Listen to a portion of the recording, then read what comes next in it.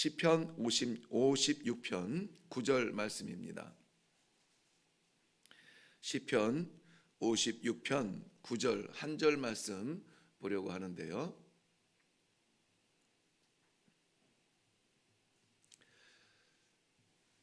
네, 우리 다 같이 한 목소리로 읽겠습니다. 시작. 내가 아뢰는 날에 내 원수들이 물러가리니 이것으로 하나님이 내 편이심을 내가 아나이다. 아멘. 네, 요즘에 우리들이 예배당에서 드리는 기도나 예배보다는 집에서 가정에서 온라인으로 이렇게 기도 시간을 갖고 말씀을 묵상하는 분들이 많아서 본문을 가능하면은 제가 이렇게 좀 짧게 한 절 정도로 이렇게 하고 있습니다. 하지만은 그 내용은 예를 들면 오늘 이 56편 같으면은 56편 전체적으로 살피지 않으면은 기도할 수 없는 그러한 부분들이 많습니다. 그래서 오늘 본문은 9절 말씀을 한 절을 집중적으로 보겠지만 이것이 설명하는 전체 내용을 같이 보며 또 기도하려고 합니다. 오늘 우리가 하나님께서 허락하신 또한 하루를 살아갑니다. 그저 하루살이를 불쌍하게 볼 것 이렇게 얘기하지만은 우리에게도 사실은 내일은 우리 것이 아닙니다. 하나님께서 오늘 이 아침에 호흡을 주시고 하루를 허락하셨으면 허락하신 이 하루를 마치 우리의 마지막 날처럼 아버지 영광을 위해서 우리의 사명을 위해서 살아드리는 것이 성도의 그러한 책무인 줄로 믿습니다. 오늘은 우리에게 어떤 하루가 될까요?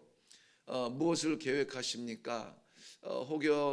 혹시는 오늘 어떤 일이 일어날지 아무도 알지 못해서 그저 하나님께 기도하고 열어주십사 그렇게 올라왔습니다. 대답할 수가 있겠습니다.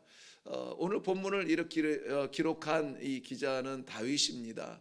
다윗에게 이날은 어떤 날이었을까 한번 살펴보려고 합니다. 9절 말씀 우리가 살펴본 대로 내가 아뢰는 날이다 그랬습니다.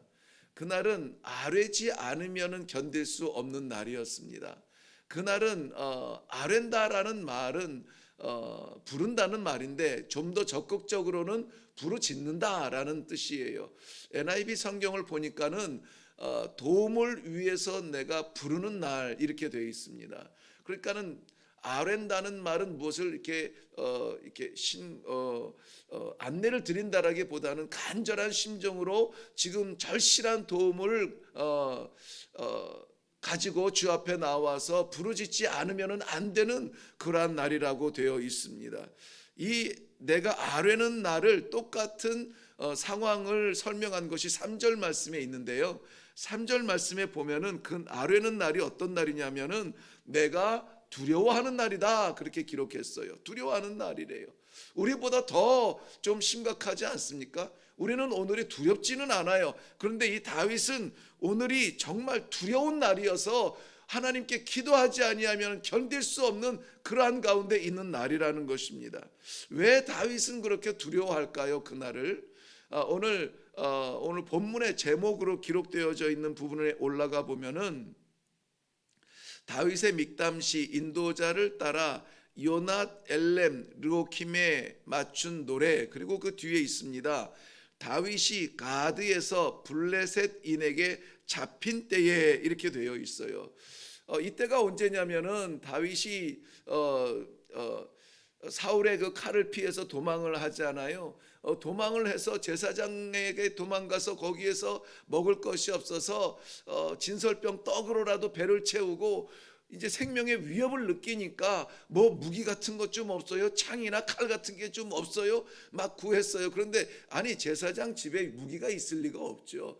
그렇지만은 다윗이 전시 중에서 승리의 물품으로 하나님께서 역사하셨다는 그 신호로 기호로 삼으려고 가져다 놓은 그 골리앗의 칼이 있었단 말이죠. 그 칼이라도 있으면은 그거라도 주세요 하고 그것을 품에 안고 간 곳이 어디냐면은 가드예요. 가드. 골리앗의 고향인 가드 땅에 지금 블레셋 땅에 들어가서 피하려고 아기스 왕에게 간 겁니다. 그래서 자기는 이 좀 영웅이고 하니까는 도움을 받을 줄 알았는데 그 신하들이 다윗을 가만두지 않잖아요. 저 사람이 어떤 사람이냐? 사울은 천천히요, 다윗이 만만이라 외쳤던 그 용사인데 지금 우리가 그를 품을 수 있느냐? 왕에게 가서 고자질을 합니다. 그러한 가운데 이 위협을 더 느끼게 돼요. 내가 내 나라와 내 친족들을 떠나서 도망갈 곳이 없어서 애지간하면은 원수의 나라까지 왔겠는가. 근데 정말 여기 와서 보니까, 정신없이 와서 보니까 아이고야, 여기서 나는 꼼짝없이 죽겠구나 하는 위기를 느끼게 돼요. 그 위기를 느끼게 되면서 하나님께서 지혜를 주셔서 거기에서 침을 흘리면서 미친 척하고 성문에 몸을 비비고 오면서 뒹굴면서, 그러니까 아기스 왕이 그 모습을 보면서 야, 우리나라에 정신없는 사람이 없어서 저 사람을 내가 성에 두겠냐, 쫓아내라. 그래서 그 죽음의 위기를 모면하는 그 순간에 그 자기를 바라보면서 수군수군 사방에서 수군대고 고발하고 왕에게 살려두면 안 됩니다 이야기하는 그런 가운데서 지금 이 시를 기록하고 있어요. 자, 가드에서 그 시를 기록했다는 이야기 앞에 뭐라고 썼냐면은 요낫 엘렘 로킴에 맞춘 노래다 그랬습니다. 요낫 엘렘 로킴이라고 하는 말은 요나라는 것을 아시죠? 요나, 선지자 요나 이름이 뜻이 비둘기거든요. 그러니까 요낫 엘림 로킴이라고 하는 말은 비둘기는 비둘기인데 말 못하는 비둘기예요. 침묵 속에서 꼼짝 못하는 비둘기인데 그 말도 못하는 비둘기가 어디에 있냐면은 멀리 있다는 거예요. 멀리. 어디에서부터 멀어요? 고향에서부터 멀고, 자기 안전한 친족으로부터 멀고, 예루살렘에서부터 멀고, 그 먼 곳에 가서 말도 못하고 꾹 다물고 있는, 연약한 부들부들 떨고 있는 비둘기와 같은 그러한 신세로 지내는 날이 바로 이날, 두려운 날, 내가 아버지 앞에 도와달라고 기도할 수밖에 없는 그러한 날이라는 겁니다. 지금은 온 세계가 기도를 선포하고, 지금 지난달인가요? 미국에서도 그렇고 아프리카의 나라에서들도 그렇고 오늘은 정말 우리가 금식하며 기도합시다 하고 기도의 날을 선포했어요. 그날뿐만이 아니라 우리가 살아가는 이 하루도 우리의 능력으로 살아갈 수 없는 날입니다. 특별히 성도로서는 살아갈 수 없는 날이에요. 왜 그렇습니까? 어제 주일에 우리 말씀을 나누었지만은 마지막 시대가 되면서 이 성도들을 삼키려고 하는 그 사자들, 그 사탄들이 우는 사자처럼 달려들고 모이는 사람들을 이빨을 드러내고 발톱을 드러내서 갈라놓고 찢어놓고 모일 수 없도록, 기도할 수 없도록 환경을 갈라놓는 이러한 시대에 우리는 어떻게 할 거냐 이거예요. 과연 우리가 처음에 시작했던 것처럼 다윗보다는 편한 날이 아닐까라고 말할 수 있겠느냐 이거죠. 어디를 가서도 성도로서 그 신앙을 지키기가 너무나 힘든 시대가 아닙니까? 그러한 가운데 하나님께서 오늘 이렇게 기도의 자리로 우리를 불러주셨다는 것이 얼마나 감사한 은혜인지 몰라요. 그저 우리는 습관에 따라 올라온 것 같지만 아니에요. 하나님께서는 우리를 섭리 가운데 불러주시고 놓지 아니하시는 우리의 영혼을 꽉 붙잡아 주기 위해서 오늘 너는 두려운 날을 살지라도, 오늘 너는 어려운 날을 살지라도 내가 너와 함께 하리라 약속을 주시기로 작정하신 날이 오늘 이 아침에 우리의 기도의 자리가 되시기를 주님의 이름으로 축원합니다. 그때의 9절 중반절에 보면은 내 원수들이 물러가리니 확신하고 있어요. 내가 하나님 앞에 간절하게 도움을 요청하며 기도하지 아니하면 견딜 수 없는 오늘 내 눈으로 목도하겠습니다. 내 원수들이 물러갈 것입니다 하는 거예요.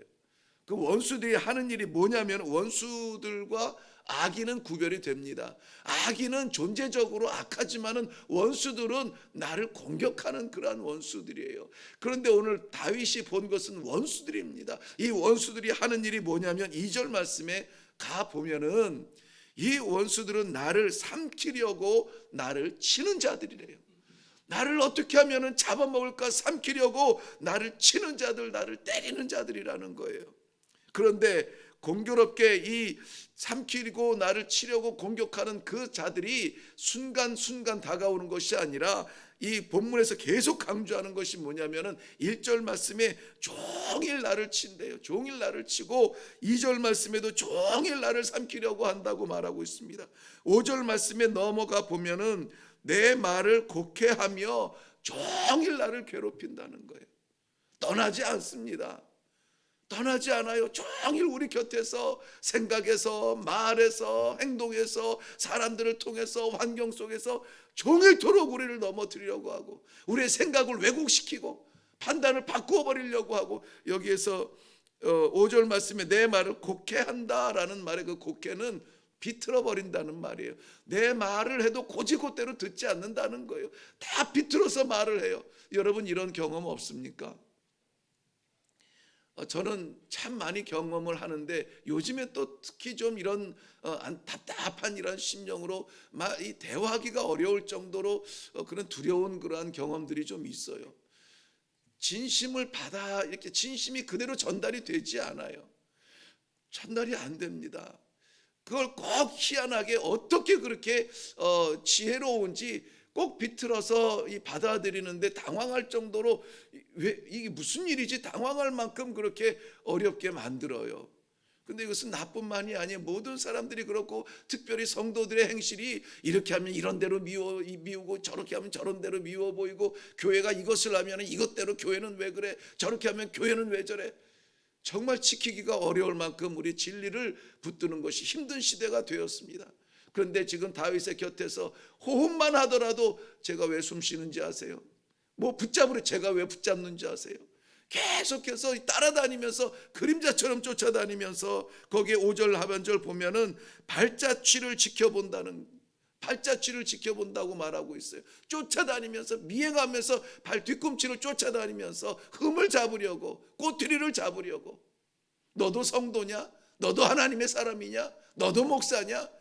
그렇게 쫓아다니면서 흠을 잡는 그러한 원수들이 하는 일들을 보면서 가슴을 치면서 안타까워서 살아갈 수밖에 없다는 것입니다. 비틀다는 말은 이 왜곡시킨다는 말도 있지만은 거기에는 상처를 준다는 뜻도 있어요. 대화가 쉽지 않습니다. 어렵습니다. 진실이 전달되지 않아요. 말하기가 두렵습니다. 그럴 때에 오히려 우리들에게 상처로 돌아오는 그런 일들이 얼마나 많은지 몰라요. 그런데 정말 말 한마디 하기도 어렵고 사람 한 명 만나기도 두려운 이러한 가운데서 그러한 날에 아무도 의지할 수 없는 그 순간에 다윗이 놓지 않았던 믿음이 무엇입니까? 주를 의지하는 것이었습니다. 하나님을 의지하는 거였어요. 주님, 내가 주님 앞에 왔습니다. 주님, 이거 가슴에 품고는 도저히 견딜 수 없어 하나님 앞에 왔습니다. 주여 받아 주시옵소서. 주님을 의지한다라고 고백하고 있어요. 주님을 의지할 때에 주님께서 지혜를 주시는 거예요. 주님께 의지할 때에 주님께서 도울 힘을 주시는 거예요. 주님께 의지할 때에 주님께서 살 길을 열어주신다는 것을 믿으시기를 바랍니다. 8절 말씀에 보면은 나의 유리함을 주께서 계수하셨사오니, 내가 이 방황하고 안타까운 나의 심정을 우리 주님께서는 계수하셨다. 다 셈하고 계세요. 다 기록하고 계세요. 여기 그 NIV에서는 이걸 레코드라고 했습니다. 기록해 놓는다는 말이에요. 다 기록해 놓으세요. 우리의 행적, 우리의 행위, 우리의 행실, 모든 것을 하나님께서 기록해 놓으시는데 우리가 아플 때 어찌 기록하지 않으시겠어요? 우리 아이들이 잘 놀 때도 우리 마음에 담거니와 우리 아이들이 아플 때 얼마나 관심을 가지고 집중하면서 아이를 케어합니까? 우리가 힘들고 안타깝고 주님 앞에 눈물로 나아가서 기도할 때 우리 하나님께서는 다 기록해 놓으시고, 어떻게 열어주는 것이 가장 최선의 길인지, 무엇을 주어야 이 아이한테 약이 될 것인지 너무나 잘 아시는 하나님께서 때로는 우리가 기대하는 것이 아닐지라도 가장 선한 것으로 우리들에게 열어주시는 그런 아버지이신 것을 믿으시기를 바랍니다. 우리 하나님께서는 8절 말씀 보면은 내 눈물을 주의 병에 담으소서, 주의 병에 담으셨습니다라는 말인데, 여기 병은 우리가 생각하는 병이 아니라 그 가죽 부대 있잖아요. 양가죽으로 만든 그 부대, 거기에는 보통 물이나 포도주나 뭐 이런 양이나 그런 우유를 담는 그러한 보관용이에요.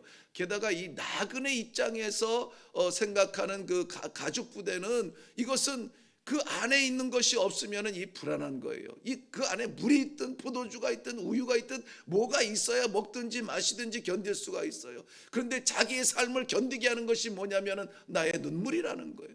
나의 눈물이 쏟아지는 나의 눈물이 아니면 견딜 수 없는 이 길을 주여 기억하여 주시옵소서. 하나님 아시지요? 하나님 기록해 놓으셨지요? 하나님 열어 주시옵소서. 기도하고 있는 다윗의 모습을 보게 됩니다. 오늘 우리의 눈물도 하나님께서는 다 기록해 놓으세요. 어떠한 모양이든지 하나님께서는 놓치지 아니하시고 순간도 놓치지 아니하시고 하나님께서는 다 아세요. 그 하나님을 의지하고 하나님께 나와서 기도할 때에 이 외로운 날, 이 괴로운 날, 다윗의 눈물로 보내는 그날이 변하여서 오늘 마지막 부분에 가서 보면은 12절 하나님이여 내가 주께 서원함이 있사온즉 내가 감사제를 주께 드리리이다 그랬습니다. 그 전에도 보면은 이것이 9절 말씀 하반절에 이것으로 하나님이 내 편이심을 내가 아나이다 그랬어요. 이것이 하나님이 결국 내 편이신 것을 내가 아나이다, 믿습니다, 체험했습니다, 경험했습니다. 이것은 하나님께서 나에게 주시는 기회입니다. 어떤 기회이냐? 내가 하나님을 의지할 때에, 계속 그 앞에서 반복하는 말씀입니다. 내가 하나님을 의지할 때에 찬송할 수가 있게 됩니다. 내가 하나님을 따를 때에 찬송할 수 있게 됩니다. 내가 하나님을 의지할 때에 두려움이 없어집니다. 사랑하는 성도 여러분, 이 아침에 우리가 할 수 있는 것은 하나님을 의지하는 것입니다. 하나님 의지하여 기도할 때에 우리의 모든 눈물을 기록하시는 하나님께서 가장 선하신 길로 우리에게 응답하여 주셔서 눈물 흘리는 그 괴로운 날, 외로운 날일지라도 하나님께서 감사제로 변화시킬 수 있는 그러한 은혜를 이 아침에 저희들에게 약속으로 허락하여 주실 줄로 믿습니다. 기도하겠습니다. 찬송할 일이 많지 않습니다. 하나님, 저희들이 웃을 일이 그리 없습니다. 오히려 눈물 나며 답답하며 한숨 나는 날들의 연속입니다. 그러나 오늘 하나님께서 이 아침에 저희들을 불러주시며 이 날이 찬송과 감사제의 날로 변화시킬 수 있다는 귀한 확신을 주시니 감사합니다. 누구보다 여호와를 의지하는 저희 모든 성도들이 되게 하여 주시옵소서. 감사드리옵고 예수님 이름으로 기도하옵나이다. 아멘.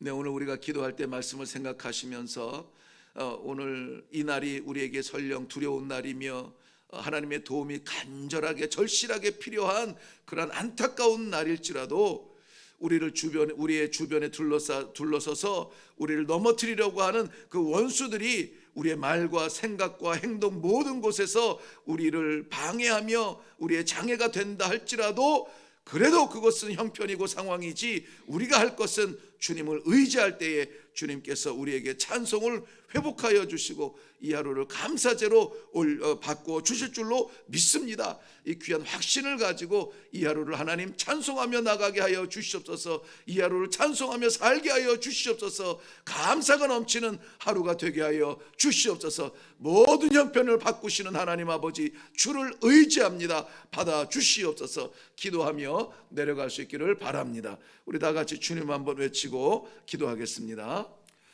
주여